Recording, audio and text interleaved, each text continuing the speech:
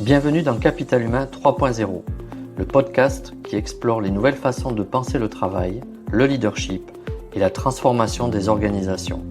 Je suis Johan Darquest et dans chaque épisode, je vous propose un regard décalé, éclairé et profondément humain sur les enjeux RH, managériaux et sociétaux d'aujourd'hui.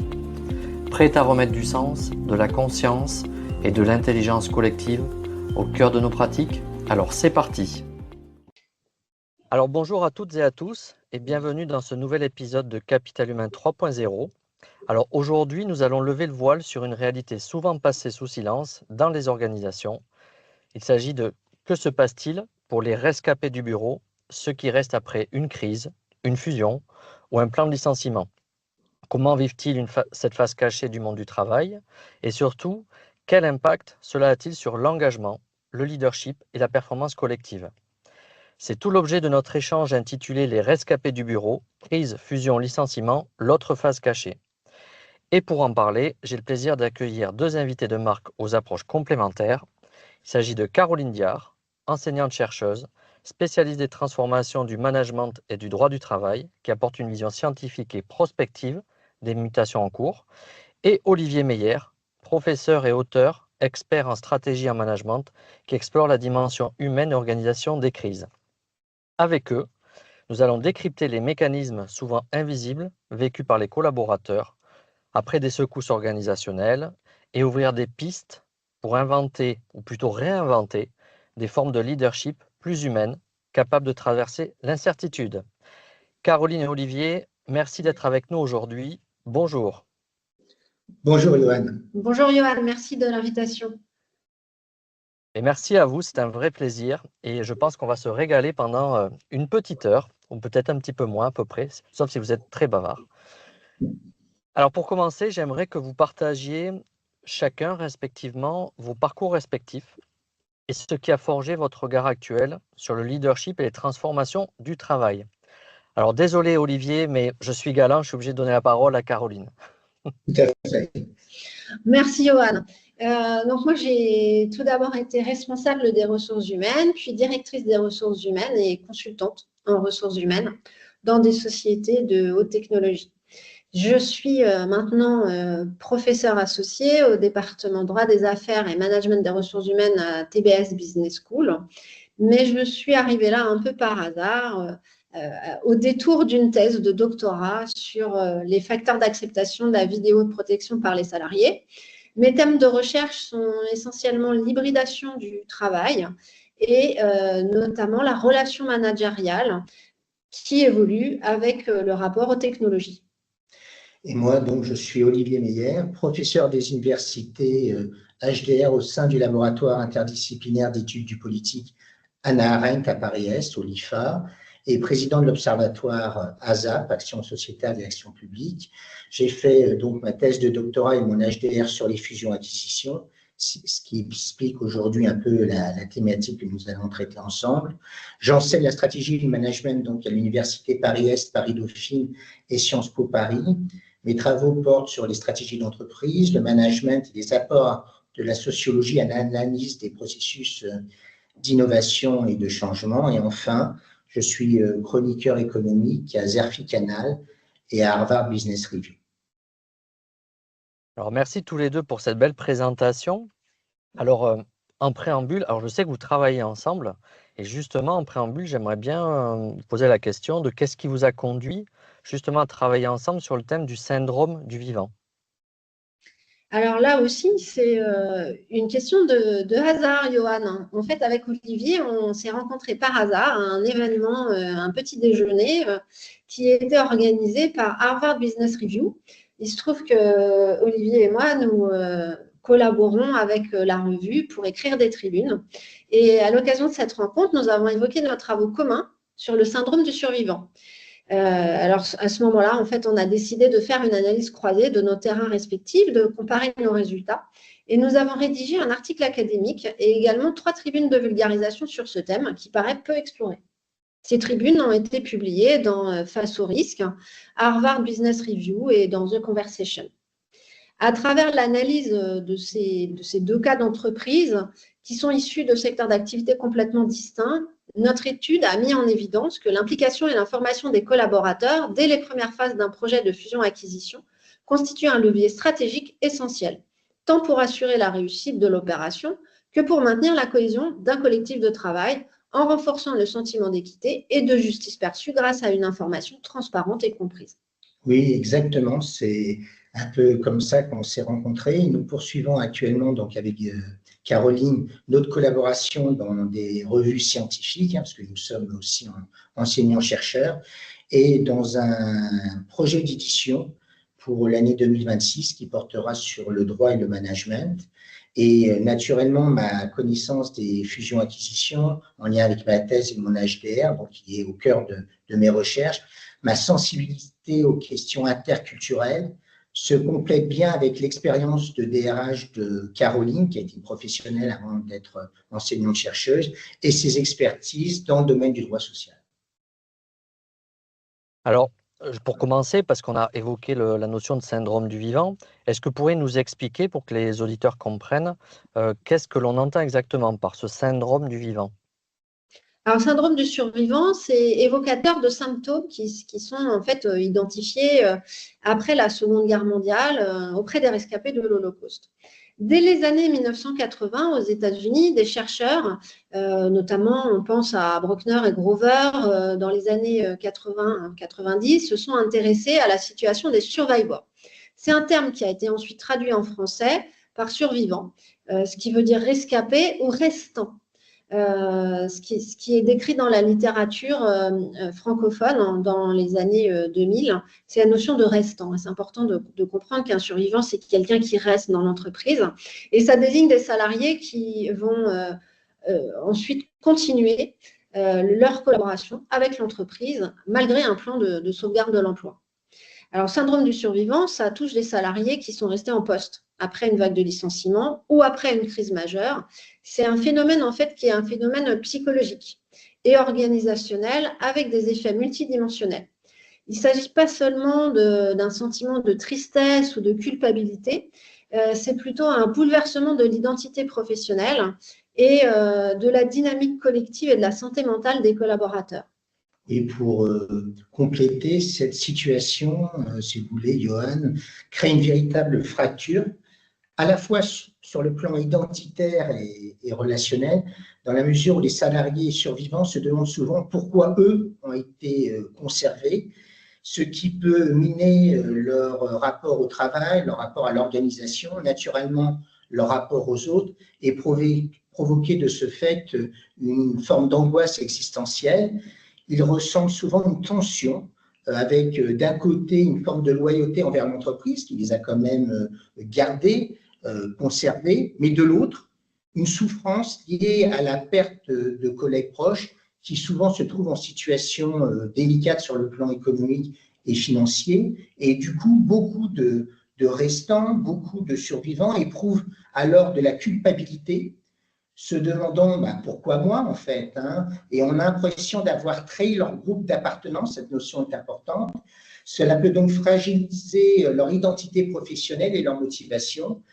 Dernier point que je voudrais rajouter, c'est que ces survivants ne savent plus vraiment ce qu'ils sont dans ce nouveau contexte, ils ont perdu leurs repères, ils peuvent être parfois perçus ou se percevoir eux-mêmes comme des privilégiés ou des complices d'un système qui a exclu d'autres personnes, et cela génère souvent de la méfiance, des tensions naturellement, et une forme d'isolement dans l'équipe, chacun se protégeant en se repliant sur soi-même. Alors, les auditeurs vont certainement se poser la question de qu'est-ce qui distingue ce phénomène des autres risques psychosociaux comme le stress, le burn-out ou la perte de sens. Quelle est la nuance à apporter? C'est une vraie question importante qu'on doit souvent bien préciser dans nos travaux respectifs. Ce sont clairement des notions proches, mais quand même différentes. Si on devait essayer de clarifier les choses, en fait, le stress, c'est généralement une réaction à des contraintes ou des pressions perçues dans l'environnement de travail, au sens général du terme. Le burn-out, lui, est plutôt un état d'épuisement physique, mental et émotionnel causé par un stress chronique prolongé au travail, qui concerne souvent une surcharge de travail ou une absence de ressources. La perte de sens, c'est un peu autre chose. Elle correspond à un décalage entre les valeurs personnelles et les activités ou projets professionnels, alors que le syndrome du survivant est spécifiquement, c'est ça qu'il faut retenir, déclenché par des événements de réorganisation ou de restructuration. On retrouve du coup l'idée de fusion-acquisition, impliquant la perte d'emploi chez certains collègues et la culpabilité avec une double tension. Tout d'abord, souvent pour les restants, un choc, un état de choc, de sidération, et par la suite une forme de culpabilité qui peut conduire à un isolement au sein de l'organisation et des équipes de travail. Caroline, tu voudrais compléter justement sur Oui, ces tout à précisions? fait. Je vais aller dans la droite ligne de ce qu'a dit Olivier. Effectivement, hein, c'est une spécificité. C'est suite à une crise et pas des moindres. Hein. C'est une restructuration, la perte d'emploi des collègues, donc une réorganisation, potentiellement des licenciements. Donc, finalement, les individus, les collaborateurs qui vont demeurer dans l'organisation, ils vont se poser des questions. Et la première question qui va venir en fait à l'esprit, c'est pourquoi pas moi? Et ils vont avoir à ce moment-là le sentiment d'usurper leur place et de ne pas mériter d'être restés et d'usurper finalement leur contrat de travail. Et la deuxième question qui vient ensuite, c'est qu'est-ce qui va se passer? Quelle est la prochaine crise? Et quand va venir mon tour? Donc en fait, on a toujours la sensation finalement qu'on n'est pas à sa place et qu'on sera le prochain sur la liste. Alors, tous les deux, vous avez parlé de nombreux travaux académiques. Alors, Neuer, Brockner, Katz et Vries et Balzaz. Donc, désolé pour la prononciation, j'essaie de prononcer au mieux. Qu'est-ce que vous considérez comme apport majeur de cette recherche aujourd'hui pour mieux comprendre ce syndrome? C'est vrai, Johan, ce sont des travaux assez pertinents qui ont pu mettre en valeur, en avant la complexité de cette notion et sa richesse. Tout d'abord, l'idée d'une combinaison particulière à la fois de culpabilité, d'anxiété, de doute sur la légitimité des uns et des autres, et donc aussi en arrière-plan une peur de l'avenir, distincte mais liée à des formes de stress post-traumatique. Donc c'est une notion riche qui peut avoir des conséquences graves pour les individus. Autre point qu'apportent ces grands auteurs, parce qu'en plus ce sont des auteurs vraiment très connus dans le domaine, c'est une dimension organisationnelle essentielle. Alors cette remarque est importante, Johan, car ça va au-delà de la psychologie individuelle. C'est que ce syndrome finalement impacte non seulement l'individu, mais modifie profondément le climat social en entreprise, avec des conséquences sur la cohésion d'équipe, sur la confiance envers la hiérarchie et la motivation collective, et ce qui explique que la sensibilité RH de Caroline et mon orientation management ont été très marquées par cette notion. Enfin, cette recherche sur le syndrome du survivant souligne souvent que c'est un phénomène qui mêle à la fois un traumatisme individuel, mais aussi un conflit d'identité. Ça aussi, c'est assez passionnant, où le salarié se sent à la fois survivant, certes, mais quelque part aussi un agent de trahison, ce qui va renforcer sa vulnérabilité psychologique, car il est à la fois victime et bénéficiaire de la situation, ce qui, en termes de recherche, est assez passionnant.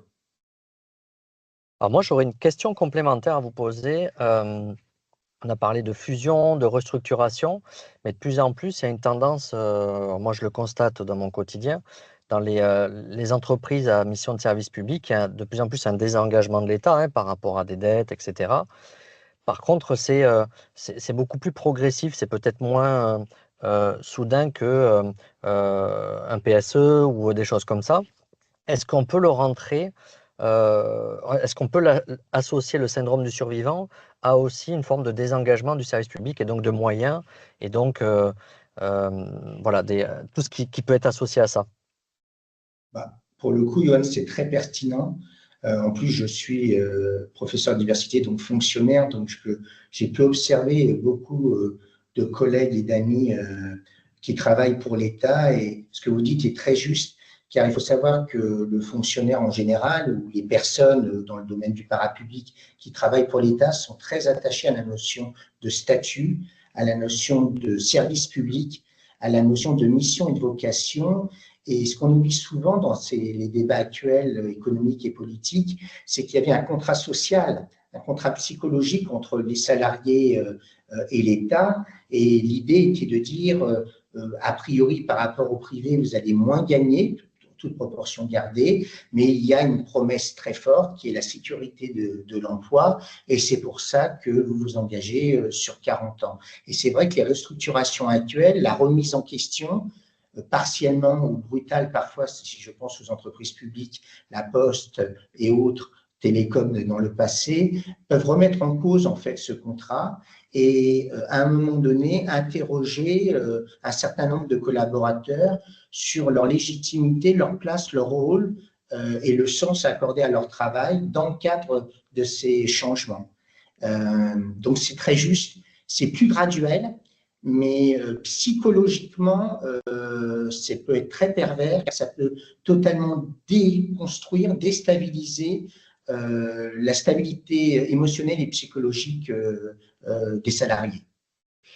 Alors, je vais compléter ce que vient de dire Olivier. C'est très intéressant de l'analyser sous le prisme du contrat psychologique. Effectivement, il y a une promesse qui est brisée.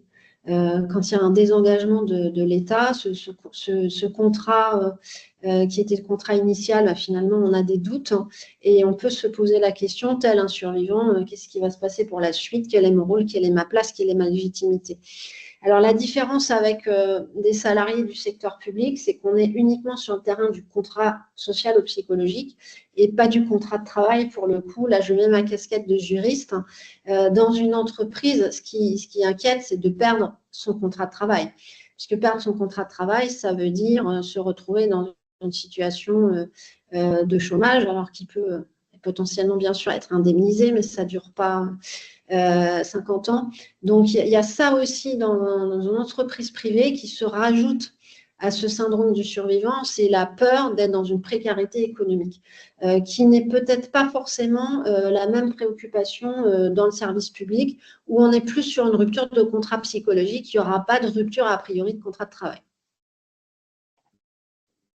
Mais merci pour ces éclairages précieux à tous les deux. Et j'aimerais vous poser la question des cas concrets, de vos retours d'expérience. Donc, dans votre étude, à tous les deux, vous analysez 2 cas d'entreprise, alors issus de secteurs d'activité très différents. Est-ce que vous pourriez nous les présenter brièvement et amener un éclairage?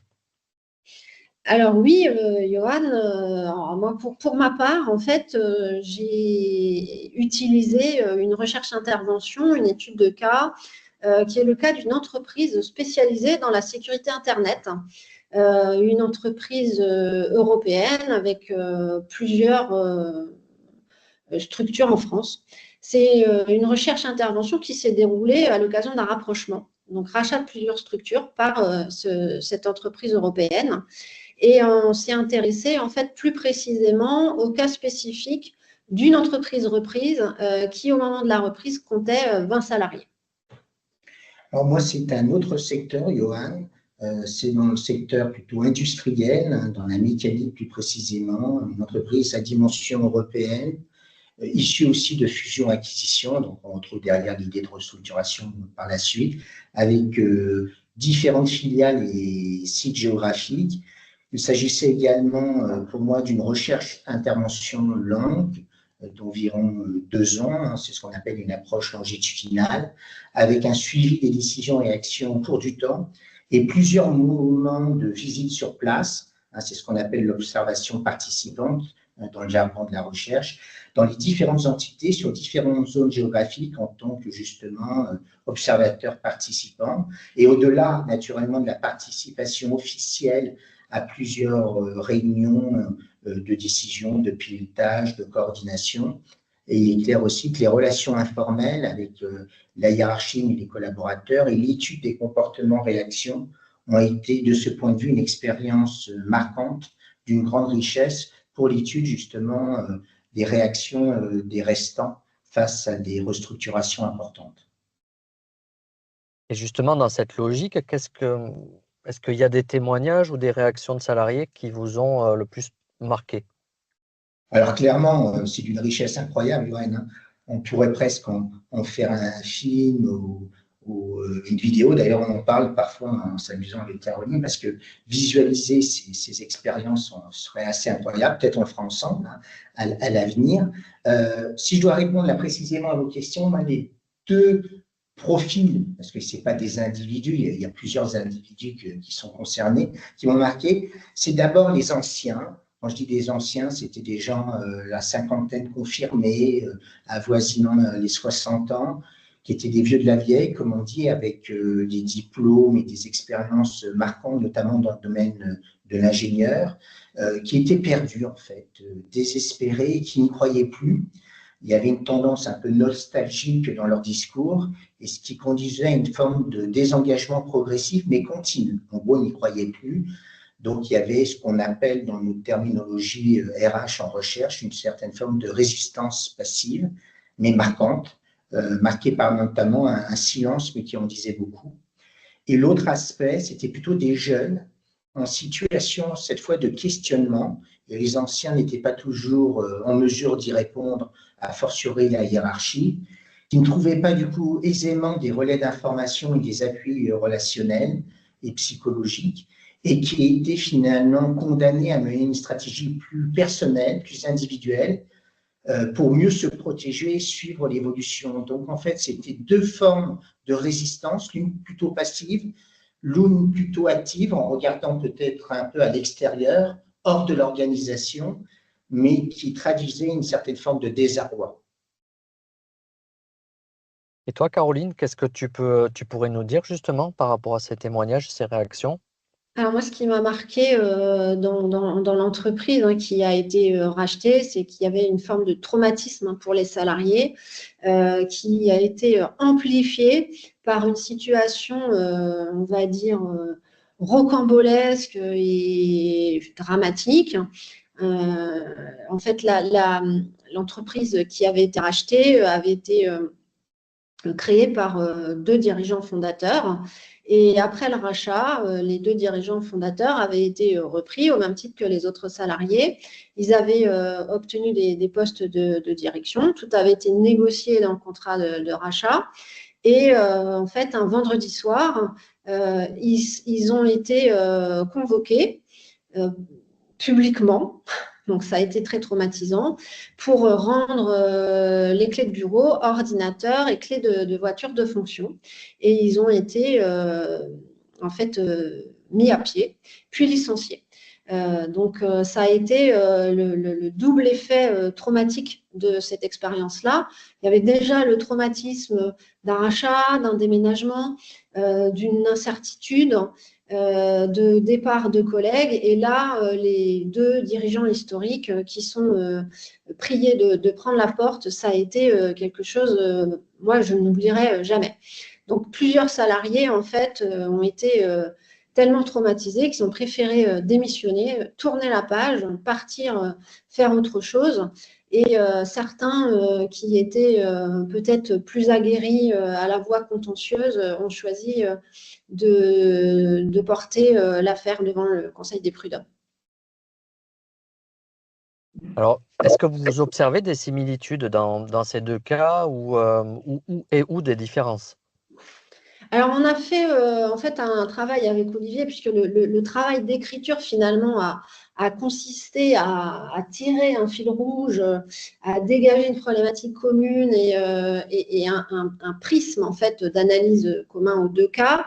Alors, on a élaboré une grille d'analyse sur plusieurs thèmes. Alors, on a vu qu'il y avait une convergence sur des problématiques de communication interne avec Olivier, de difficultés à envisager la charge de travail et les conditions d'emploi des collaborateurs.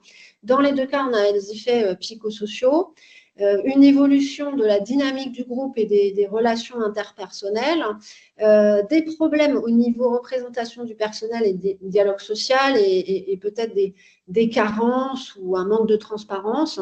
Et on a vu également, on a relevé des enjeux juridiques et de conformité. Alors, dans les deux cas en fait étudiés, l'incertitude a généré du stress de l'anxiété, et ça a eu à chaque fois des effets désastreux sur la motivation. Alors, qui dit effet désastreux sur la motivation, dit effet désastreux sur la performance de l'entreprise, et ça remet en question aussi la pérennité de l'activité. Oui, donc pour compléter ce que dit Caroline, il y a clairement cet élément commun en termes de similitude de cette rupture de contrat psychologique qu'on a déjà évoqué ensemble. Moi, l'élément vraiment qu'on retrouve certainement dans le cas de Caroline et moi, qui m'a profondément marqué, c'est que la variable âge, chez moi, quand je comparais ces vieux dirigeants ingénieurs et ces jeunes nouvelles recrues, la variable âge, la variable diplôme entre des gens qui étaient ou des Gazar, donc du CNAM, ou des écoles des mines, ou des gens qui avaient des formations plus modestes, type BTS ou équivalent, jouaient aussi les uns et les autres dans leur réaction et leur comportement. Et c'est là aussi où j'ai vu quelque chose qui m'a intéressé, Johan, c'est qu'à un moment donné, ça revient à la rupture de contrat psychologique, quand l'individu ne croit plus en l'organisation et à la protection juridique, il est amené finalement à retrouver ses fondamentaux, c'est-à-dire une stratégie plus individuelle et personnelle, et de jouer avec les cartes qu'il a en main. Et il est évident que quelqu'un de 58 ans ou une personne de 30 ans ne peut pas avoir le même regard sur, à un moment donné, une rupture du contrat psychologique avec son entreprise. Le rapport à la retraite ne peut pas être le même. Le rapport à son épargne personnelle ou à sa situation familiale ne peut pas être le même. Et lorsqu'on est issu d'école des mines ou qu'on a un BTS, on n'a pas forcément le même réseau socio-relationnel derrière, et donc perdre son emploi ou être perturbé au niveau de son emploi ne peut pas être le même. C'est là où la notion de réseau joue, réseau social. Et c'est souvent dans ces moments de crise qu'on voit l'importance du diplôme, l'importance du réseau social qu'on évoque souvent dans les médias, et que quelque part, ça c'est intéressant aussi dans des choix politiques, c'est qu'en fonction de l'âge, la notion de crise ou de risque ne peut pas être perçue de la même manière, quelle que soit la gravité de la crise. C'est ce que j'ai vraiment appris dans le cadre de cette étude. Alors peut-être je vais compléter tes propos, Olivier. Alors dans l'entreprise X, on était sur une petite structure, mode start-up, et on avait que des collaborateurs hyper diplômés et jeunes pour le coup. Donc, malgré ce syndrome de survivant, comme tu l'as compris, Johan, et je l'ai expliqué, on a eu des départs, c'est-à-dire que les gens ont démissionné. Et les gens ont démissionné parce qu'ils pouvaient se le permettre, parce qu'ils avaient un réseau, parce qu'ils avaient une possibilité de trouver ailleurs. Donc, le traumatisme a été tel qu'on a été jusqu'à la démission, donc ce qui est dommageable pour l'entreprise, mais qui finalement a sauvé les collaborateurs. Ils se sont sauvés ailleurs. Et ils se sont sauvés parce qu'ils avaient une porte de sortie. Donc ça, c'est aussi important de le dire, et on l'a relevé dans notre article. Et oui, c'est des facteurs qui sont non négligeables justement dans tout ça. Et selon vous, est-ce que le phénomène dont on parle, est-ce qu'il est universel ou est-ce qu'il prend des formes différentes? Alors, on a donné des éléments, mais selon la culture d'entreprise. Alors, le phénomène, en fait, ce syndrome, il va dépendre d'éléments de contexte. Ça va être en fonction d'un environnement politique. Alors, évidemment, par exemple, en ce moment, on est dans un environnement politique mouvant. Ça peut être en fonction de la situation géographique, c'est-à-dire le dynamisme ou pas du bassin d'emploi, par exemple, le contexte économique. Et puis, rappelons-nous, il y a 5 ans, il y avait aussi un contexte sanitaire. C'est également lié à des éléments de contexte interne. Alors, c'est les valeurs, c'est la typologie des collaborateurs, on vient de le dire. Est-ce que ce sont des jeunes, des moins jeunes, diplômés, pas diplômés, avec de l'expérience, pas d'expérience. Les valeurs également, ça dépend du secteur d'activité. Alors, on était sur 2 secteurs vraiment différents, mais avec, et puis des tailles aussi d'entreprises différentes. On a vu quand même on a relevé des similitudes, et ça a été aussi toute l'habileté du travail qu'on a pu mener. Et ces éléments finalement internes, ils vont faire que le syndrome du survivant va être plus ou moins accentué. Oui, moi je rajouterais, parce que bien sûr je rejoins ce que dit Caroline, quelques éléments. Il est évident sur ces questions-là que souvent la DRH est fortement impliquée avec leur conseiller, on va dire, juridique. Et ce qui peut changer la donne, c'est finalement le dirigeant, en fonction de sa capacité à communiquer, à incarner le changement, à savoir sécuriser par les bons mots, par des visites éventuellement surprises dans certains ateliers ou espaces de travail, pour montrer que l'organisation est toujours là, qu'il y a un pilote à bord. C'est là où la figure managériale peut avoir un rôle. Il y a un autre élément qui est en perte de vitesse, mais on s'est aperçu souvent avec Caroline que dans ce contexte de crise, il pouvait avoir un rôle important, c'est le manager de proximité, qui malheureusement a tendance à disparaître avec les restructurations, mais qui avait un rôle de relais non négligeable pour justement faire l'objet de réceptacles des émotions, des réactions, des peurs des uns et des autres. Et globalement, c'est là aussi, il y a parfois aussi des phénomènes d'autorégulation par des petites équipes de travail, des petits groupes socioculturels au sein des organisations qui peuvent à un moment donné, entre eux, communiquer, interagir pour essayer de réagir au mieux avec responsabilité mais efficacité à cette situation de crise. Donc, c'est là où on voit que le poids du management de proximité, le poids du dirigeant, le poids des équipes locales peuvent être parfois peuvent avoir des effets importants pour savoir gérer ces types de crises. Donc, de ce point de vue-là, le phénomène est impactant, mais peut avoir des résonances différentes en fonction du style de management et de l'importance d'un certain nombre de variables qu'on vient d'évoquer ensemble.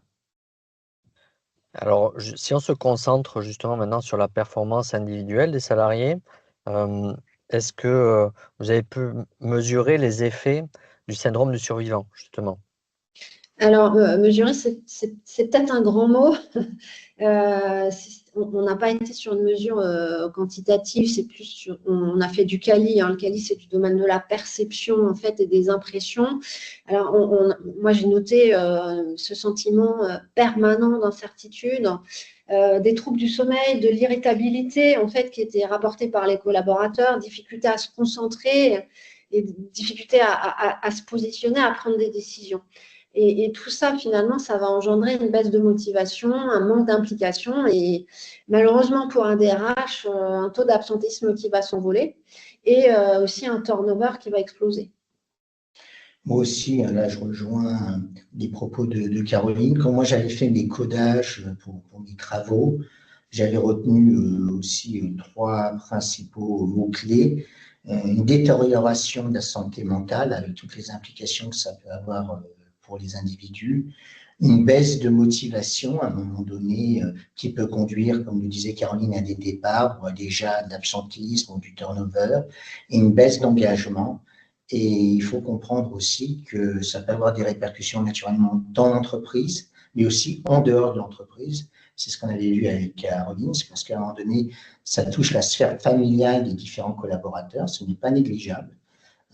Et ça touche à un moment donné, surtout quand on est dans des bassins d'emploi, on a employé cette expression tout à l'heure, ça peut toucher toute une communauté, toute une collectivité qui, à un moment donné, vit au rythme des difficultés de l'entreprise. Les gens commencent à s'exprimer, à parler. On a parlé de traumatisme tout à l'heure. Donc, sur la performance interne, mais aussi externe, image, positionnement de l'entreprise, cela peut avoir des effets considérables. Alors, si on prend un petit peu de hauteur et qu'on se focalise sur la dynamique collective des équipes, qu'est-ce que vous avez pu observer justement quant à ce syndrome? J'ai observé, Johan, du bon et du mauvais, en fait. Alors, tout ce qui était négatif, c'est une méfiance. Mais la méfiance, en fait, elle est plutôt envers la direction. Ça peut être une dégradation de la cohésion parce qu'il y a des luttes de pouvoir, il y a des camps aussi qui se forment. Donc, il y a, en fait, la dynamique globale de la structure, de l'organisation va s'effriter. jusqu'à ce qu'on puisse reprendre une activité normale. Mais d'un autre côté, j'ai aussi observé des formes de résilience et des petits groupes très soudés et bien décidés à pouvoir retrousser leurs manches et à faire en sorte que ça continue dans les meilleures conditions et capables aussi parfois pour certains de monter au créneau pour protéger leurs collègues. Donc vraiment deux aspects. C'est très ambivalent. C'est vrai que d'un côté, la défiance, elle s'est installée. La direction, en même temps, ne fait pas toujours le nécessaire. On l'a vu, hein, il y a parfois un manque de communication, un manque de transparence qui fait qu'on est prudent. Mais ça va créer des liens, en fait, hein, qui étaient des liens qu'on n'avait pas anticipés auparavant. Donc, c'est très curieux. Moi, je rebondis sur ce que vient de dire Caroline sur le côté curieux. Parce que c'est vrai qu'on ne peut pas avoir une réponse tranchée ou binaire, parce qu'on touche à l'humain, hein, tout simplement. Moi, ce qui m'a vraiment marqué, c'est oui, des phénomènes assez contradictoires. Il peut y avoir d'un côté une compétition un peu malsaine lorsque finalement cette rupture du contrat psychologique conduit les individus à développer un esprit mercenaire. Notamment chez ceux qui ont un réseau développé, qui se disent que par quelques coups de fil, ils pourraient éventuellement trouver une place ailleurs, ou par rapport à des jeunes qui ne sont pas encore totalement dépendants du système et de l'organisation et qui peuvent avoir tendance à sortir du jeu. Donc, il y a une logique un peu du chacun pour soi qu'il ne faut pas négliger. Je vous ai dit tout à l'heure que j'avais des entités filiales dans des zones géographiques différentes. Il peut y avoir aussi parfois des compétitions entre guillemets malsaines entre zones géographiques. Moi, je suis de telle unité, donc je n'appartiens plus à l'organisation, j'appartiens à mon unité, je défends mon unité contre l'autre unité. Donc, quand je disais, Johan, le côté curieux, c'est ça que je veux dire, c'est une compétition inter-site, par exemple, intergroupe. Donc, ça, c'est pas négligeable. Et sur un volet plus positif, mais le positif-négatif étant entremêlé, hein, c'est plutôt au niveau des équipes de travail, c'est d'ailleurs, je l'ai évoqué tout à l'heure, c'est ne croyant plus au système organisationnel dans sa globalité, on va avoir tendance à s'identifier à un petit groupe, à une petite équipe, avec un contexte local, géographique très particulier, bassin d'emploi, où finalement on ne travaille plus pour l'organisation, qui dans l'esprit des gens n'existe plus, mais on travaille pour son équipe. Et là, si on devait positiver, se crée ce qu'on appelle, et que tu as très bien évoqué et analysé Durkheim, la notion de solidarité organique, où un petit groupe s'unit avec des actions de solidarité en s'inventant d'autres règles, d'autres pratiques pour essayer ensemble, en petit comité, de s'en sortir. C'est pour ça que c'est passionnant à étudier en tant que chercheur expert, mais que les réponses ne sont pas évidentes parce que elle traduit des tels comportements en termes de résistance et de réaction qu'on ne peut pas avoir un regard blanc-noir sur ces questions. Quand on est proche là de l'intérieur, on a un sentiment mitigé et complexe sur ces notions-là. Moi, si je peux compléter avec l'issue de mes expériences dans un groupe, notamment, c'est que j'ai pu constater que localement, tu parlais justement de solidarité en micro-local. Et j'ai pu constater que ça faisait émerger aussi des talents qui étaient peut-être inconscients ou cachés du fait de la nécessité de réagir face à une urgence et que l'organisation n'était pas capable d'y répondre. Et en fait, ça fait émerger des talents naturels. Et souvent, les DRH, en fait, ils se rendent compte que ils étaient passés à côté de ces talents naturels parce que le contexte, en fait, ne mettait pas une pression pour les faire ressortir. Et c'est un côté positif inattendu que j'ai pu constater. C'est tout à fait ça. Ce sont des gens qui émergent hors hiérarchie par rapport à des contextes d'urgence et de crise ou d'autres types de compétences, notamment de courage, d'initiative, de culot, sortent. Et j'ai pas mal travaillé sur cette question, Johan, mais là, tu fais écho à des travaux sur lesquels j'ai travaillé sur l'influence minoritaire avec les travaux de Serge Moscovici, où on montre à un moment donné que des nouvelles normes ou des contre-normes peuvent émerger dans des contextes d'urgence et de crise. Mais c'est passionnant tout ça. Et allez, on va prendre un petit peu de hauteur et si on se base sur les indicateurs RH, parce que souvent en ce moment il y a c'est un sujet très étudié dans les organisations, notamment comment on pilote ces indicateurs RH avec le turnover, la productivité, l'engagement. Euh, Qu'est-ce qu'on retrouve comme conséquence de ce syndrome dans les indicateurs RH? Donc, je laisserai après, naturellement, Caroline, avec sa fibre RH, développer différents indicateurs importants. Moi, ce que je voudrais insister juste avant, au préalable, c'est de montrer en fait l'aspect combinatoire de ces indicateurs RH, en comprenant bien que cette posture ambivalente des salariés survivants restants entre d'un côté un surinvestissement, il y a une forme de loyauté parce qu'eux sont restés par rapport aux autres, mais aussi de désengagement parce que ça interroge la notion de contrat psychologique, combiné finalement à une charge accrue de travail, déjà ils sont moins nombreux, il y a une volonté de se justifier et d'expliquer pourquoi ils sont encore là, conduisent généralement à une baisse générale de la productivité, donc globalement, c'est une mauvaise nouvelle pour l'organisation. Alors, Johan, il y a effectivement un certain nombre d'indicateurs. Les DRH ne sont pas toujours des femmes ou des hommes de chiffres, mais on est obligé d'avoir quand même les yeux rivés sur les compteurs. Et en situation de restructuration, on va regarder l'absentéisme, parce qu'il va avoir nécessairement tendance à augmenter. Alors l'absentéisme, ça va être perçu au regard de la littérature académique comme une forme de stratégie d'évitement, hein, Olivier, on en avait parlé. Le turnover, c'est pareil, c'est aussi une stratégie d'évitement allant jusqu'à la fuite. Hein, le turnover, avec les démissions, les personnes qui pouvaient encore attendre un peu avant de partir à la retraite et puis qui finalement vont décider d'anticiper un peu parce qu'elles ont la possibilité de le faire. Alors, il y a aussi un indicateur très important, Johan, c'est l'indicateur de l'indice de conflictualité, hein, c'est-à-dire est-ce qu'on a des jours de grève ou pas. Est-ce qu'on a des manifestations qui sont notables dans la structure? Alors ça, évidemment, ça concerne les entreprises d'une certaine taille. Le nombre de contentieux aussi, hein, c'est vraiment un indicateur important en RH. Est-ce que les 10 dernières années, on n'a jamais été devant le Conseil des prud'hommes ou est-ce qu'au contraire, on y est toutes les semaines, hein, c'est vraiment un indicateur.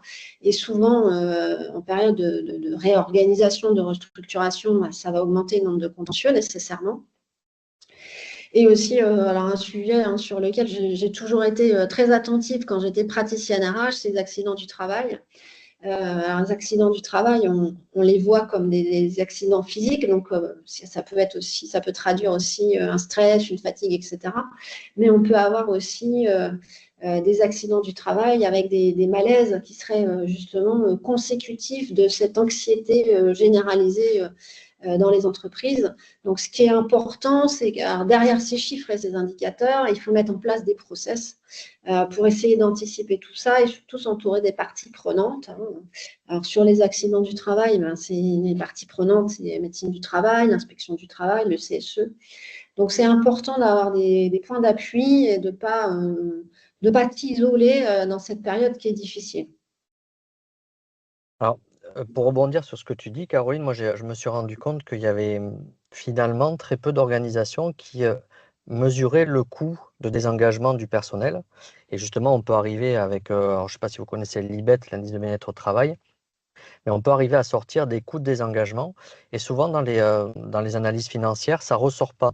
C'est-à-dire c'est noyé dans le poste masse salariale, mais ce coût intrinsèque de désengagement n'est pas forcément focusé. Et, euh, et c'est vrai que quand on a ces situations, ça peut être intéressant de bien évidemment suivre les indicateurs, mais après aller un petit peu plus loin sur les coûts, parce que ça sensibilise beaucoup. Moi, je l'ai vu avec des directions et surtout avec des profils de gestionnaires, justement, avec des profils de managers, de dirigeants de ce type-là.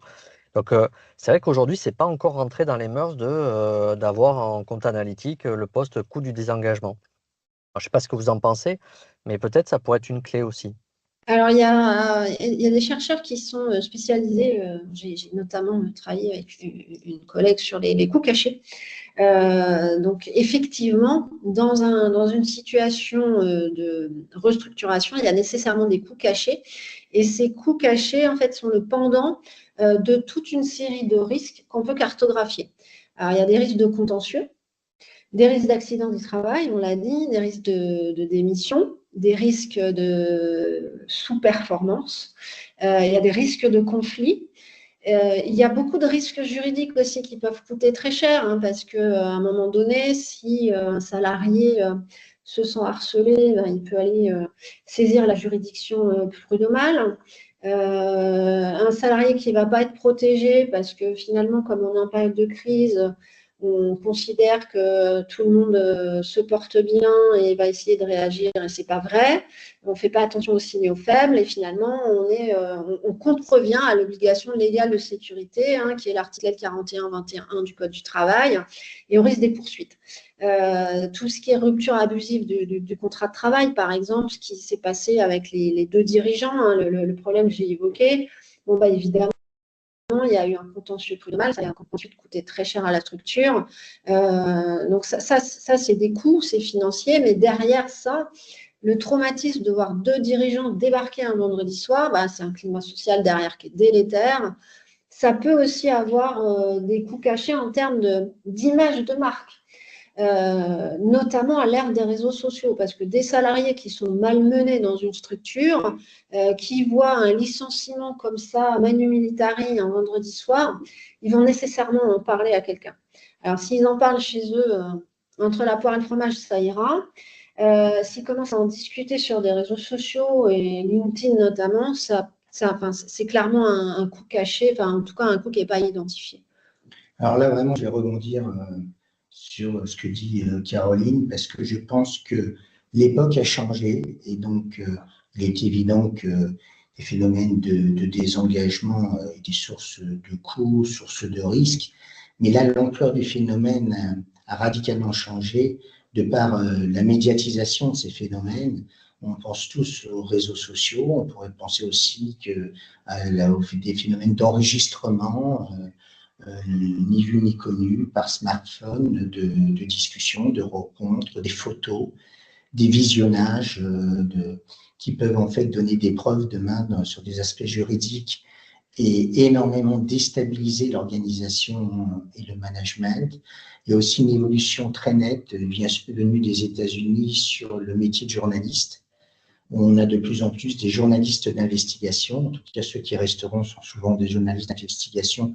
L'IA ne pouvant plus, on ne peut plus se permettre simplement de faire du descriptif, donc ça sera des gens qui iront au fond des choses. Et les médias, les réseaux sociaux, plus une nouvelle forme de journalistes issus d'une culture américaine et qu'on a maintenant en France, même dans des émissions connues sur France 2 ou ailleurs, des missions de journalistes d'investigation, rend l'ensemble très fragile. Et d'ailleurs, je rebondis, Johan, ça explique pourquoi on parle d'offboarding, c'est-à-dire qu'en fait, on fait attention à ce que deviennent aussi les gens une fois qu'ils sont partis de l'entreprise, car l'écosystème, ils peuvent partir de l'entreprise mais rester dans le même écosystème. On peut les retrouver demain chez des clients, chez des fournisseurs. Ils peuvent demain devenir journalistes, consultants et nuire encore à l'organisation bien des années après. Et je crois que les dirigeants sont de plus en plus conscients. Donc, quand on parle de coût caché, il est réel. Et ce que je voudrais dire, ce n'est pas simplement un coût caché à l'instant T, c'est un coût caché qui peut être évalué sur plusieurs années. C'est vraiment très pertinent et je vous remercie d'avoir cet angle-là parce que c'est vraiment, moi j'en discute beaucoup avec des DRH et tout ce que vous dites, c'est quelque chose qui est pas beaucoup, en tout cas à mon sens, suffisamment évoqué. Et donc le fait d'avoir une vision un peu systémique, holistique du syndrome du survivant, c'est vraiment important. Alors on a parlé de ces constats et justement si on parlait un petit peu levier d'action et qu'est-ce que vous pourriez préconiser à une direction RH ou un manager à mettre en place pour limiter l'impact du syndrome du survivant? Bon, plusieurs choses pour le coup. Premier élément qui me vient à l'esprit, c'est déjà expliquer la situation, bien clarifier le contexte. Une restructuration, une réorganisation a souvent des causes. Quelles sont-elles? Est-ce qu'elles sont d'ordre économique, optimisation économique de coûts? Est-ce qu'elles sont d'ordre concurrentiel? Est-ce qu'elles sont d'ordre conjoncturel ou structurel? Est-ce qu'elles sont issues de choix politiques au niveau national ou au niveau de l'entreprise? Par définition, le collaborateur n'est pas forcément au courant, et plutôt qu'il fasse sa propre grille d'analyse à base éventuellement même de fantasmes et de rumeurs, autant que la direction, avec une certaine forme d'honnêteté, puisse expliquer véritablement la situation. Il ne faut pas oublier que la femme ou l'homme concerné devra aussi rendre des comptes à sa sphère familiale, expliquer demain à son conjoint, à sa conjointe la situation, à ses enfants, à son frère, sa sœur, ses amis. Attention toujours à l'écosystème qui est avec, en plus, qu'on a dit tout à l'heure, les relais que ça peut avoir sur les réseaux sociaux ou ailleurs. Deuxième élément qui va de soi, et encore faut-il le faire, c'est établir une communication transparente et régulière, mais avec un suivi. L'idée, c'est pas de faire une belle communication et après on n'en parle plus. La communication doit être active, dynamique et sur le long terme pour que puisse progressivement le message passe réellement auprès de l'ensemble des équipes. Il y a un élément qu'il ne faut pas négliger, qu'on a eu tendance parfois à caricaturer, c'est de mettre en place des cellules d'écoute psychologique, mais avec des espaces dédiés. Là, ce n'est pas de s'amuser, ce n'est pas simplement de faire parler les gens, c'est aussi les reprogrammer, leur redonner un sens, une certaine forme de stabilité émotionnelle et psychologique qui n'est loin d'être anodin. Là encore, même si ça concerne l'ensemble d'un groupe, d'une équipe, proposer des rencontres individuelles, jamais négliger les relations interpersonnelles. Chaque individu est différent. On a aussi parlé que des variables doivent être prises en compte, l'âge, le réseau social des uns et des autres, le niveau de diplôme. Donc, il me semble nécessaire que des rencontres individuelles aient lieu pour vraiment cerner les enjeux, les risques potentiellement pour chacune des personnes concernées.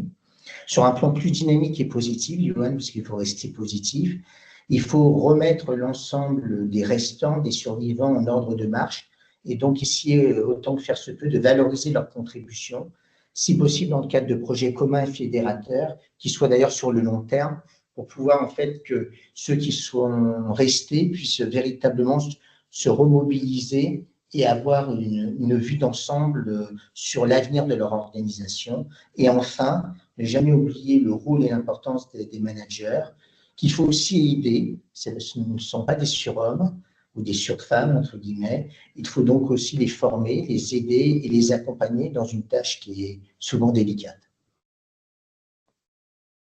Merci Olivier. Et Caroline, qu'est-ce que tu peux rajouter justement? Je vais compléter assez rapidement. Effectivement, moi, j'encourage plutôt la libération de la parole, l'expression, que ce soit de l'expression individuelle face à face ou d'expression collective avec des groupes de parole. Retour d'expérience, c'est plutôt positif de le faire aussi. Essayer de garantir à tout prix, Olivier l'a mentionné, un soutien psychologique, c'est important. Ça montre aussi qu'on prend la mesure de la situation et qu'on prend ses responsabilités de service RH représentant l'employeur dans toute sa responsabilité, mais au sens large, responsabilité citoyenne et aussi responsabilité juridique. On va aussi faire toujours attention à rassurer sur la poursuite d'activité et les conditions matérielles de départ, c'est-à-dire qu'il sera vraiment urgent, dès qu'on a les éléments, de dire aux collaborateurs, voilà, il y a une cellule de reclassement, on vous paye une formation, on vous offre des indemnités supralégales, vous avez un préavis payé non effectué. Toutes ces conditions doivent absolument avoir été pensées en amont pour que le moment venu, le traumatisme soit un peu amoindri par des propositions qui sont des propositions d'accompagnement et qui soient une transition, si on doit licencier des personnes, une transition le moins désagréable possible vers l'extérieur. Alors, dans vos travaux, tous les deux, vous évoquez la nécessité de recréer du lien social. Et alors concrètement, comment ça peut se traduire? Merci pour cette question parce que naturellement, elle fait écho à une notion qu'on a évoquée précédemment avec Caroline, c'est cette notion de rupture de contrat psychologique. Et face à ce risque de rupture, il faut naturellement recréer du lien car le lien avec l'entreprise, le lien avec les autres a été mis à mal. Donc, il y a une nécessité de recréer ce lien. Et pour ce faire, moi, je vois différentes actions possibles. Déjà, dans le quotidien, dans la vie de l'organisation, essayer coûte que coûte de refavoriser des interactions sociales dans le cadre d'événements ou de rituels où la part d'émotionnel, la part de relationnel, la part éventuellement entre guillemets d'affectif peuvent se retrouver, où les gens ont l'impression d'avoir à nouveau des histoires communes, des anecdotes communes, des routines communes, un vécu en commun, à l'ère du travail à distance ou à domicile, à l'ère du télétravail. Ça me semble important, a fortiori dans des contextes de crise comme les réorganisations et la restructuration, que le lien social, les interactions puissent être incarnées dans des événements à fort pouvoir symbolique ou dans des rituels. Deuxième élément, c'est valoriser des projets communs. Un projet commun, moi, ce n'est pas des hackathons ou des petits événements avec des petits concours. C'est sympathique, c'est peut-être utile, je veux bien l'admettre. Non, c'est pour moi des vrais projets communs où ceux qui restent prennent conscience que l'organisation est toujours vivante, que s'ils sont encore là, c'est parce qu'il y a une raison. Ils ont encore une histoire à vivre dans l'entreprise. Et à partir du moment où l'image de l'organisation est un peu écornée de par le choc causé par la restructuration et la réorganisation, il faut que dans un premier temps, le projet puisse prendre la place de l'organisation et que l'identification à un projet, la motivation à un projet puisse conduire en fait des personnes un peu perturbées qui s'interrogent et se questionnent à retrouver un élan vital pour continuer à exercer une activité dans l'entreprise. Enfin, créer des espaces collaboratifs et d'échange dans le cadre de l'organisation, mais je dirais aussi hors hiérarchie, pour justement faire en sorte, on évoquait tout à l'heure, Johan, que des initiatives individuelles ou collectives puissent voir le jour, que des personnes qui n'avaient pas l'habitude de parler puissent s'exprimer, que des gens de qualité, mais qui n'avaient pas eu forcément le CV ou le diplôme correspondant, puissent trouver toute leur place et leur rôle dans l'organisation. Le moment de crise, il faut ici positiver, ne doit pas être simplement qu'un moment donné, qu'un moment pessimisme et de désolation, il peut être aussi un moment où des nouvelles formes de collaboration peuvent s'établir, des nouvelles initiatives et des nouvelles formes d'échange peuvent avoir lieu, et où on peut découvrir, on en parlait tout à l'heure, des personnes qui étaient jusqu'à présent restées dans l'ombre et qui peuvent prendre un rôle de leadership demain dans la future organisation. Et toi, Caroline, qu'est-ce que tu voudrais compléter le propos d'Olivier? Moi, je vais peut-être oui, compléter, résumer. Alors, l'idée, c'est effectivement d'élaborer, de créer une culture d'entreprise forte autour d'une vision stratégique partagée, acceptée, sur laquelle on a communiqué. Et tout cela afin de garantir la cohésion et la poursuite d'activité de l'organisation. Alors, merci à tous les deux pour ces pistes d'action. Et alors, on sait qu'il y a dans le paysage des organisations, des entreprises, il y a des bonnes pratiques qui existent. Est-ce que vous en avez que vous pourriez relever et partager qui pourraient inspirer d'autres entreprises? Bon, alors, j'ai déjà évoqué un petit peu la notion de formalisation. En fait, en amont, l'idée, c'est de formaliser des process pour que finalement, quand il y a la moindre crise, on puisse continuer l'activité. Alors, on l'a vu au moment du Covid, hein, les entreprises qui avaient des plans de continuité d'activité sont très bien débrouillées. Bon, ça, c'est un bon exemple. Toujours avoir une communication claire et transparente. Ne jamais sous-estimer son ennemi, comme on dit. C'est-à-dire que vendre du rêve ou mentir sur les conséquences de la restructuration, ça ne sera pas forcément positif, en tout cas à moyen ou long terme. Si des départs doivent avoir lieu, comme je vous l'ai dit tout à l'heure, toujours bien préparer les conditions de départ, enfin les conditions matérielles en tout cas, pour pouvoir rassurer. Et si possible, faire appel à des parties prenantes externes. Alors, un cabinet externe pour le reclassement, par exemple. Il peut y avoir aussi une structure extérieure pour l'accompagnement psychologique.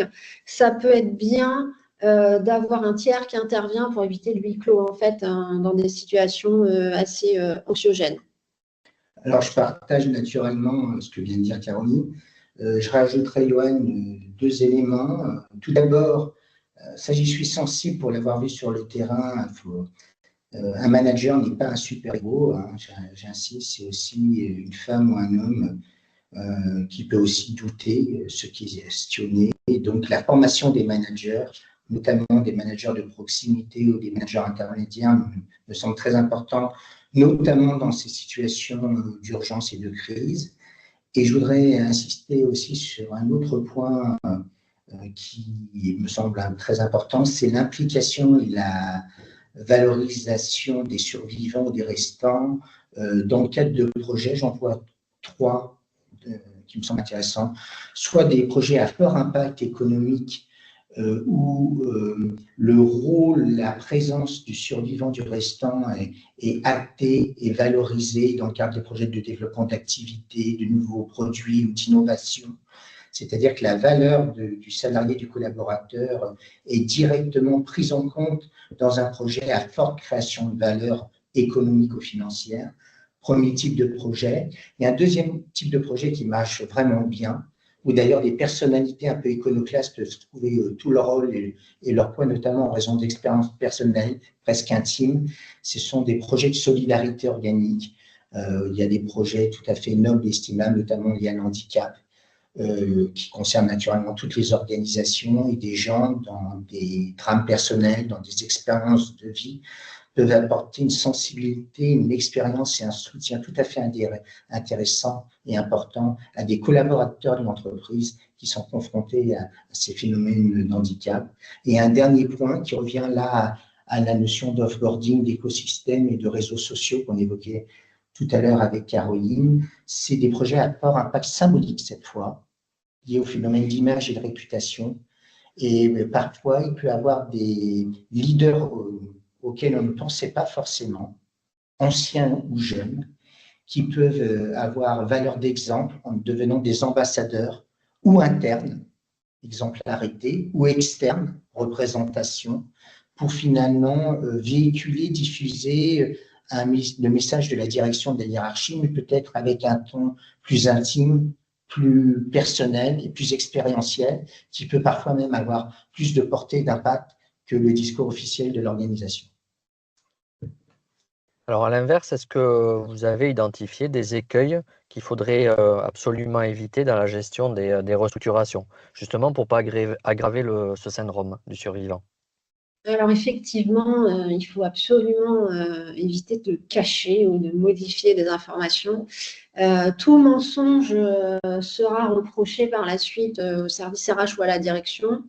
Et surtout, ne pas négliger l'impact sur les émotions et sur la vie personnelle. On en a parlé plusieurs fois précédemment. Le survivant, il est dans une organisation et dans une entreprise. Il a un lien de subordination avec un contrat de travail, mais il a aussi une vie à côté, qui est une vie familiale, une vie sociale. Donc, il faut absolument toujours prendre en compte que toute décision prise dans l'entreprise aura un impact sur l'écosystème en fait, du personnel, du collaborateur. Olivier l'a mentionné tout à l'heure. Oui, là, je compléterai vraiment ce que dit Caroline, mais on est vraiment d'accord. Hein. Je dirais, bien sûr, ne pas sous-estimer la dimension psychologique du choc émotionnel. Alors, pourquoi je le dis, Johan? Parce que parfois, on peut réagir dans le silence. Et c'est là l'erreur. C'est-à-dire qu'en fait, la hiérarchie croit qu'il n'y a pas eu de grève, il n'y a pas eu d'altercation, il n'y a pas eu de cris, et que finalement, les collaborateurs sont restés silencieux. Et on assimile ça à une adhésion du projet de réorganisation ou une acceptation. Non, c'est simplement qu'il y a un état de sidération et la révolte, la résistance active peuvent avoir lieu bien des mois ou des années après. Et attention à ne pas commettre l'erreur que le silence ne veut pas dire adhésion, acceptation. Ça, pour le coup, j'ai vu cette erreur à l'œuvre. Elle peut être très dangereuse pour la direction et l'organisation. Deuxième élément, grave erreur, c'est de laisser les salariés dans un état de passivité. Il faut au contraire fortement les associer au changement. C'est pour ça, tout à l'heure, je parlais de projets, les intégrer vraiment dans des projets. Et la hiérarchie, ce n'est pas que le top management. Vous avez vu, j'ai souvent insisté là-dessus. C'est aussi l'ensemble de la ligne hiérarchique, notamment le management intermédiaire et de proximité, qui peuvent avoir effet de faire jeu de relais d'information et de soutien au sein des différentes unités locales, au sein des différentes équipes. Ne pas négliger l'importance de ce management pour la communication et l'accompagnement des équipes. Donc l'importance du repérage et détection des signaux faibles, du coup, ça prend tout son sens dans cette logique. Oui, et alors ça c'est tout à fait juste, Johan.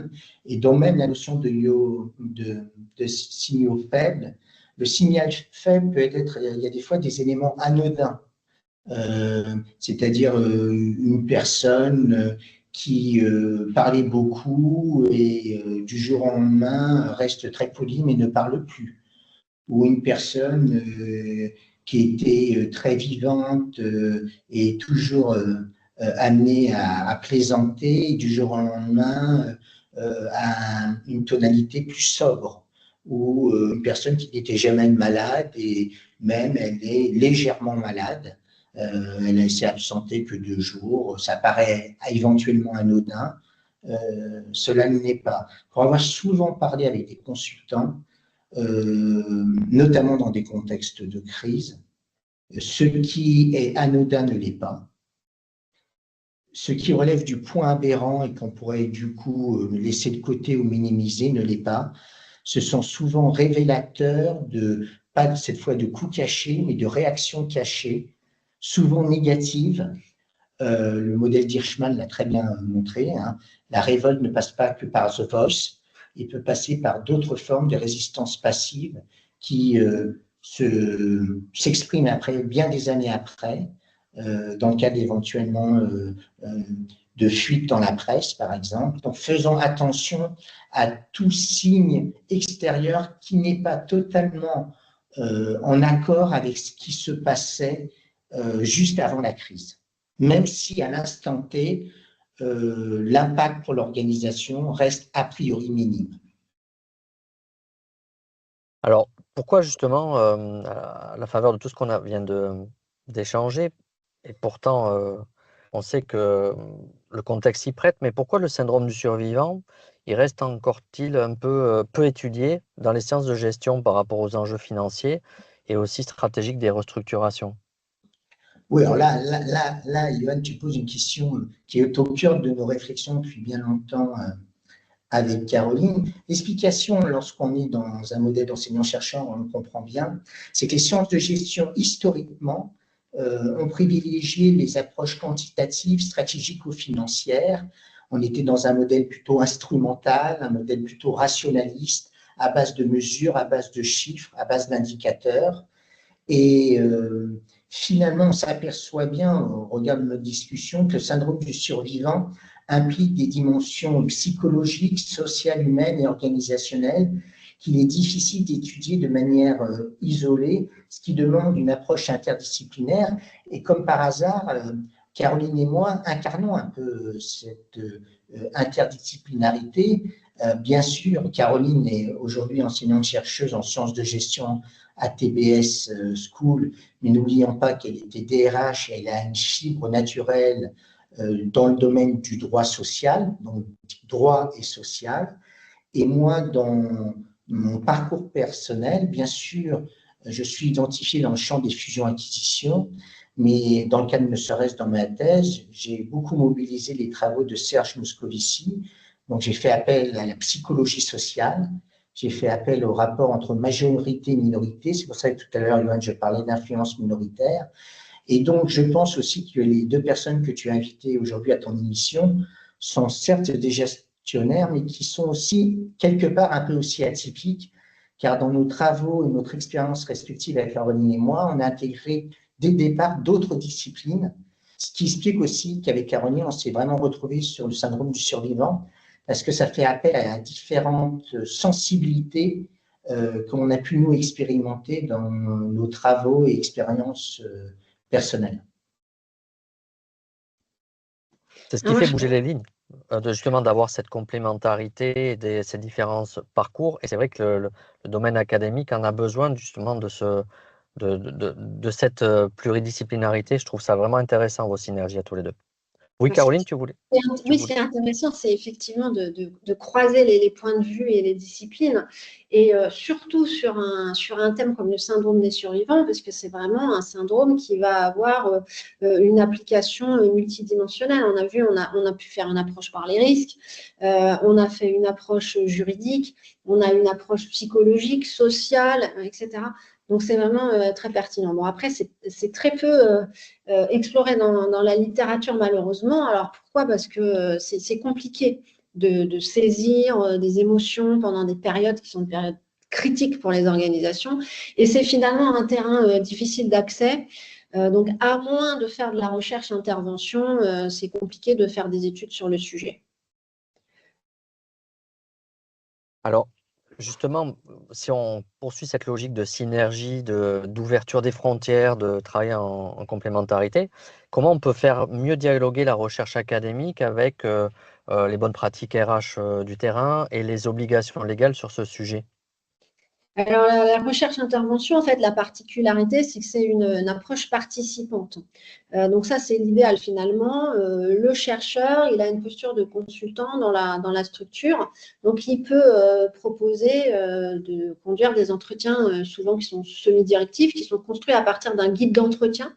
Et ce guide d'entretien, il va s'appuyer en fait sur des modèles académiques éprouvés. Et c'est là, en fait, toute la subtilité. Et ça permet d'obtenir ensuite des verbatims, c'est-à-dire des propos qui sont éclairants, qui sont codés en fonction de thèmes et qui permettent de faire ensuite écho. C'est ce qu'on appelle un bouclage avec la littérature. Donc, la recherche et intervention, finalement, ça permet de construire une dynamique d'audit dans une structure, comme un consultant, mais en se basant sur des modèles qui ont déjà été des modèles testés par d'autres enseignants-chercheurs. Et dans un monde idéal, l'idée, c'est effectivement d'aller encore plus loin que ce que les autres collègues ont pu produire et d'enrichir la littérature.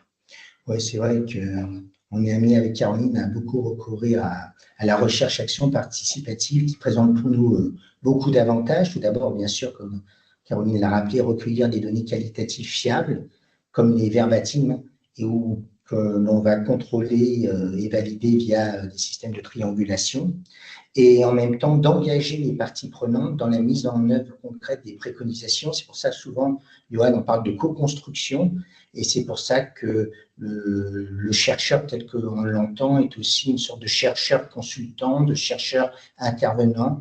On a recours à l'observation aussi participante, ce qui demande aussi une certaine forme de crédibilité, il faut le dire, de la chercheuse ou du chercheur sur le terrain. Donc, d'avoir quelques expériences en entreprise, en organisation, entre guillemets, ne fait jamais de mal de ce point de vue-là. Et cette recherche-action participative va favoriser finalement l'appropriation et l'interprétation des résultats. Et dans ce cadre-là, il est souvent important, c'est peut-être aussi là notre force et notre richesse avec Caroline, d'utiliser des cadres théoriques multidisciplinaires, intégrant la psychologie du travail, la psychologie sociale, naturellement le droit, en particulier le droit social, le management des ressources humaines, qui vont garantir finalement une vision à la fois dynamique, complète et adaptée aux différents enjeux que l'on peut identifier sur le terrain. Alors, est-ce que selon vous, ce phénomène, est-ce qu'il risque de s'amplifier dans les années à venir, à la lecture de ce qu'on commence à voir un petit peu dans le contexte actuel, en termes de fréquence de fusion, d'acquisition et de plans sociaux? Est-ce que le syndrome du survivant, quelque part, ça a de l'avenir, si on peut dire ça comme ça a de l'avenir devant lui, et notamment cette gestion? Alors moi, j'espère que non, bien sûr, hein, en tant qu'ancienne DRH, c'est jamais facile à vivre. Alors, Les praticiens RH, ils sont aujourd'hui vraiment sensibilisés, ils sont formés à la gestion dans un monde incertain. On parle beaucoup de permacrise aux étudiants. On évoque, il y a des cours sur les risques RH. Moi, j'espère que les futures générations de RH ne seront pas confrontées à ça trop souvent, mais en tout cas, ils y sont préparés. Voilà, donc c'est plutôt une note optimiste, on va dire. Bon, là où Caroline a raison, c'est que c'est clair que les DRH sont aujourd'hui mieux formés et mieux accompagnés, sensibilisés sur ces questions. Je serais un peu moins optimiste que Caroline, mais je ne suis pas DRH. Donc peut-être aussi Caroline voit ça avec sa fonction de RH. Pourquoi je dis ça? Parce que souvent, les fusions-acquisitions, c'est un cycle avec des hauts et des bas, mais à un moment donné, on revient toujours sur des cycles de réorganisation et de restructuration.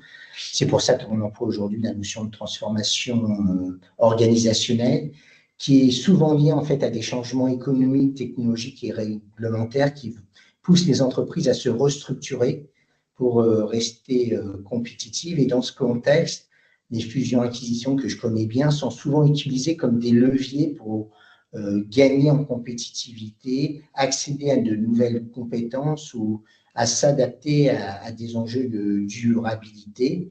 Et du point de vue de la réalité sociale des entreprises, ces transformations ont tendance à intensifier, pour moi, l'environnement de pression et d'incertitude pour les salariés qui doivent, du coup, s'adapter à de nouvelles cultures d'entreprise, à de nouveaux modes de fonctionnement et parfois, malheureusement, au risque de perdre leur emploi. Est-ce que la question que je me pose, je réfléchis tout avec vous, c'est que justement, peut-être avec cette recherche de sens, avec aller chercher davantage un focus sur la performance sociale, est-ce que justement, aujourd'hui, on a une accélération des fusions, acquisitions, structurations. Est-ce que peut-être ça, j'imagine, hein, dans les 10 années à venir, 15 ans, est-ce que peut-être ça permettra de diminuer peut-être cette accélération et se recentrer sur des choses beaucoup plus, avec une réflexion sur du long terme, à la faveur de tout ce qu'on s'est dit. Est-ce que ça pourrait être pas une logique aussi qui peut émerger? On va dans des logiques d'anticipation de plus en plus. Hein. Les grosses structures payent des cabinets extérieurs des fortunes pour faire des plans de continuité d'activité. Donc, ça, c'est quand même un signe. Oui, je pense globalement qu'on est mieux armé, là, si je raisonne au niveau entreprise, organisation, qu'auparavant. La difficulté que je vois, Johan, c'est que le choc des restructurations est à multiniveau. C'est-à-dire que c'est un choc organisationnel au niveau de la hiérarchie, au niveau du management, au niveau des collaborateurs et des équipes et au niveau des individus. Et même des professionnels confirmés, c'est toujours difficile d'agir à différents niveaux. De même, les restructurations et les restructurations sont multidimensionnelles, c'est-à-dire il y a une dimension parfois stratégique. On peut restructurer ou racheter une entreprise pour des raisons concurrentielles et même positives, gain de parts de marché, acquisition de nouvelles compétences, développement de nouvelles innovations et autres, mais qui ont des conséquences pour l'organisation et les équipes. Ça peut être pour des raisons économiques, ça pourrait être pour des raisons d'évolution de métier, d'obsolescence de compétences. Donc, je pense que pour te répondre, la préparation et le professionnalisme, me semble-t-il, sont renforcés. C'est ce que confirme Caroline. Je mettrai toujours en avant le fait que ce sont des phénomènes à la fois multiniveaux et multidimensionnels, que même des personnes compétentes, motivées et expérimentées ne doivent pas prendre à la légère en raison de la complexité des situations. Je partage complètement vos avis à tous les deux et effectivement, c'est vraiment c'est complexe et c'est vrai que ça nécessite justement un travail d'intelligence collective hein, avec à plusieurs niveaux. Donc, alors on arrive vers la fin de ce podcast. J'aurais deux petites dernières questions à vous poser. La première, pour conclure, si vous aviez un seul conseil clé à donner à un dirigeant qui s'apprête à se lancer dans une démarche de restructuration, quel serait-il pour vous? Alors, moi, ce sera très simple. Consulter les parties prenantes, absolument. Rester transparent et anticiper les réactions. Alors, je valide totalement ce que dit Caroline. Si je devais, moi, rajouter quelque chose, Johan, je dirais adopter une communication transparente avec un suivi en impliquant pleinement et managers et collaborateurs pour anticiper les réactions, limiter les résistances au changement, actives ou passives, et construire ensemble la nouvelle organisation.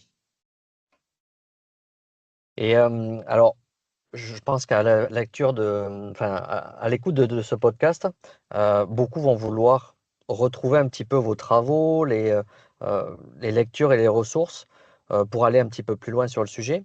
Est-ce que vous pouvez nous aiguiller sur où retrouver ces ressources qui peuvent être très précieuses? Alors, on peut retrouver nos tribunes de vulgarisation sur le site Harvard Business Review, la plateforme Face au risque et la plateforme The Conversation. Exactement. 2 éléments plus de projets éditoriaux. Pour celles et ceux vraiment passionnés par les fusions-acquisitions, j'ai beaucoup travaillé sur ces questions et j'ai fait un livre aux éditions Duno sur les fusions-acquisitions et un petit livre sur Serge Moscovici, si ça intéresse les gens, sur l'influence minoritaire et la psychologie sociale. Et je finis par un phénomène d'actualité qui aura lieu en 2026. C'est qu'on va coordonner un ouvrage avec Caroline en partenariat avec un très beau partenaire institutionnel qui s'appelle Village de la Justice sur le droit et le management, qui va reprendre l'ensemble de nos meilleures chroniques et tribunes sur Village de la Justice et les meilleures contributions de la plateforme. L'idée étant, avec Caroline, d'en faire une synthèse. Je vous remercie infiniment à tous les deux. Moi, j'ai pris énormément de plaisir à vous écouter. C'était vraiment très riche. Vous avez une belle synergie, une complémentarité dans vos visions et ça fait du bien. On a besoin de ça dans ce contexte un petit peu perturbé. J'espère que vous avez pris du plaisir. En tout cas, merci Caroline et merci Olivier à tous les deux. Merci d'avoir écouté cet épisode de Capital Humain 3.0. Si ce contenu vous a plu, je vous invite à vous abonner sur votre plateforme préférée et à laisser un avis ou un commentaire. C'est le meilleur moyen de soutenir le podcast et bien sûr de le faire rayonner. Vous pouvez aussi retrouver tous les épisodes sur Ocha via le lien en description. Et si vous souhaitez réagir, proposer un thème ou intervenir dans un prochain épisode, contactez-moi directement sur LinkedIn. À très bientôt pour un nouveau voyage au cœur du capital humain.